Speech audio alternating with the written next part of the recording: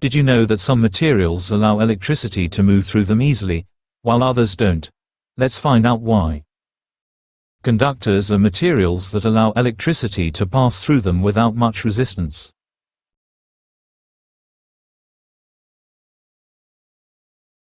Metals like copper, aluminium, gold, and iron are great conductors. That's why they're used in wires and circuits. Insulators, on the other hand, don't let electricity flow through them easily. Materials like rubber, plastic, wood, and glass are insulators. They help protect us from electric shocks. Wires are made of metal to conduct electricity, but coated in plastic to keep it safe.